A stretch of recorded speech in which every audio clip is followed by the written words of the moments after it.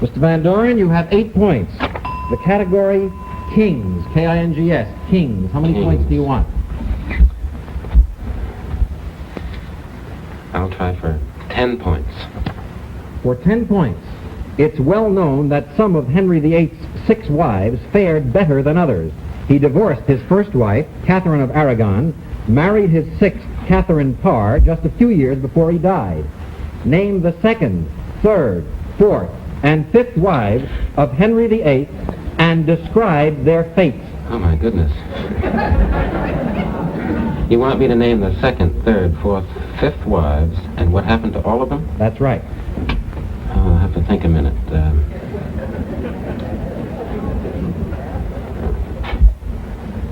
Catherine, you mentioned Catherine of Aragon. She was the first one. Now, the second one was Anne Boleyn. That's right. And, of course, the poor woman was beheaded. That is right. Now, the third was Jane Seymour. Right. And I believe she died a natural death. She died in childbirth. That is right. After the birth of the future Edward VI.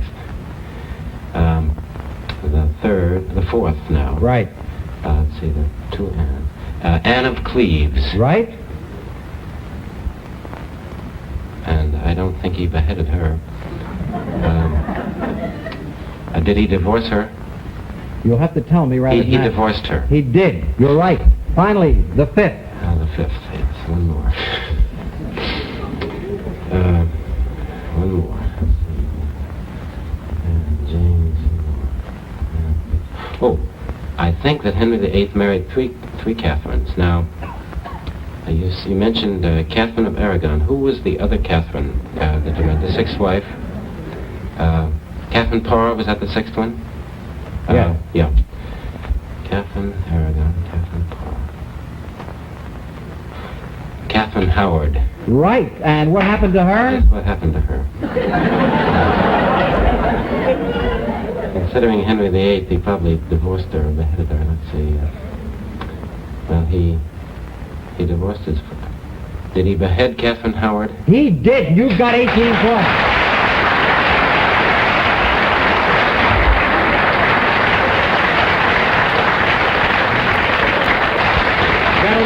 I'm going to caution you now not to divulge your scores because you can hear each other. We're at the point now where you get a chance to stop the game.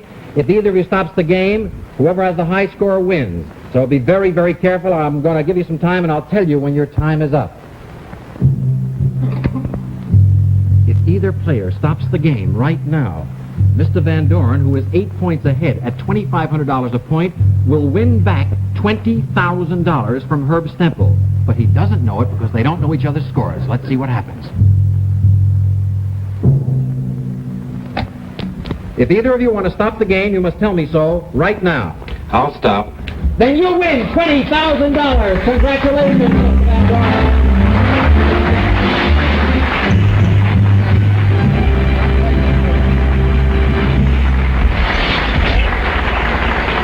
Ladies and gentlemen, if you didn't hear, the gentleman you just saw win 21 over Herb Stempel. Charles Van Doren died yesterday at the age of 93. This was a major figure in game show history. This and a couple of other incidents on a couple of other game shows began what we all refer to as the quiz show scandals. Charles Van Doren had to admit that he was given those answers in advance after he lied. Now, a lot of the online obits that are talking about Charles Van Doren refer to him as a hero for the 8 or 9 weeks that he was on 21 from November of 1956 till March of 1957 as a hero. And then some of them say, but then the truth came out a couple of years later when Congress started investigating whether these game shows were rigged, and he became a villain. I think that's a very harsh word for somebody who got suckered in by the glitz and the lights and the money of show business. If there's any villains here at all, it's Dan Enright and Albert Friedman. I think Charles Van Doren was a victim.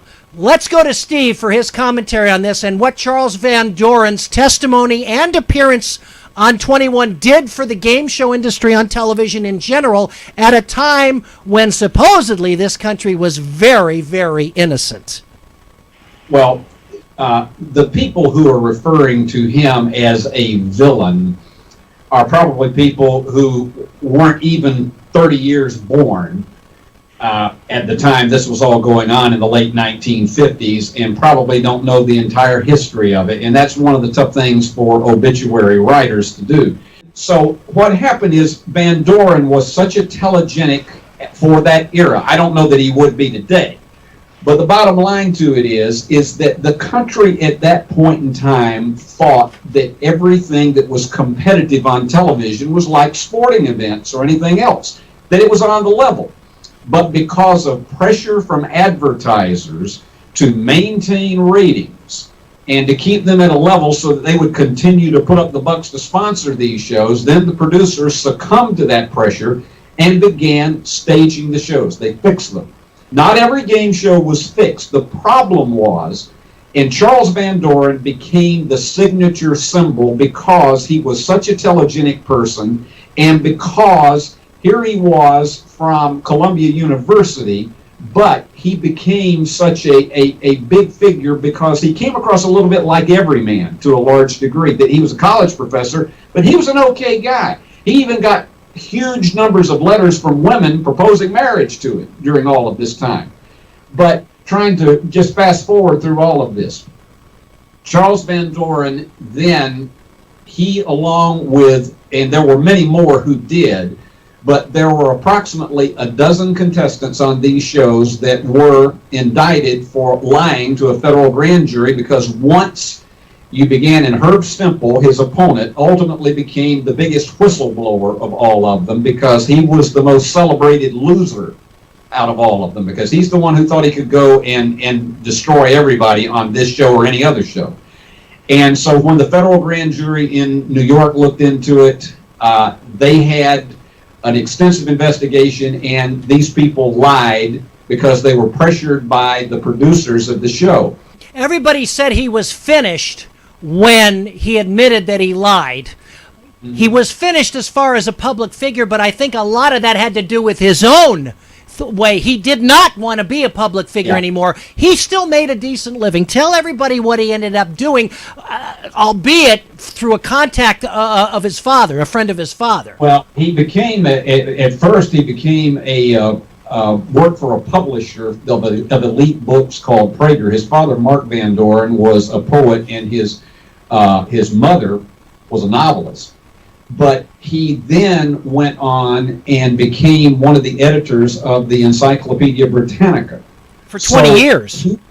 Yeah, for many, many years. And so his knowledge and his, you didn't find a university who would take a chance on him, primarily because of the fact that, you know, you're expected to uphold a higher standard than that. But thankfully, it was a forgiving society that allowed him to go to work for an encyclopedia that had the reputation of the Britannica. You know what's ironic about this, Steve? It's sort of connected in a way to Lori Loughlin and Felicity Huffman's situation with cheating to get their kids into colleges, and now they're losing all their contacts and all of their things with the public. Isn't that ironic?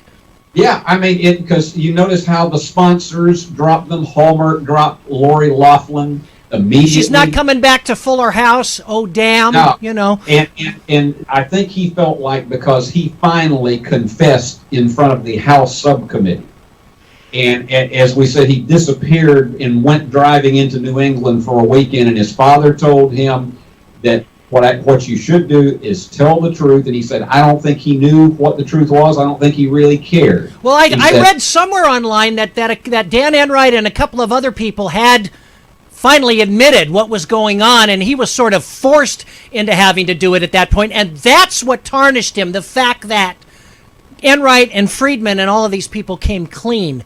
He was sort of backed into a corner. They had to be, because NBC basically took away, NBC bought out the Enright and Barry company. Right. And so he was basically forced to do this, because I think it would have been probably much, much worse on him otherwise. Stu, I think there's one thing that is critical to remember about all of this. What they did at that time was not illegal. Right. There was nothing on the books that said they couldn't fix a game show. That's right. Congress finally passed a law in the early 1960s that was dubbed the Television Quiz Show Act, that says that anything in which there is a contest of intellectual pursuit, it must be presented honestly on television. And on that note, that's why your reality shows today are manipulated, because there's nothing intelligent about those. Yeah, well, and they can get away with it. So. Unless they have a question and answer game, there's nothing in those shows of, quote, intellectual pursuit. And so that's why I personally had a lot of suspicion about the reality of reality shows. Yeah. As for Van Doren, he did grant an interview to Contemporary Authors book series, but only to discuss his work with the Encyclopedia Britannica. Beyond that, you'd be very hard-pressed to find any interview of him since 1959. He really was pretty much kept to himself the entire time.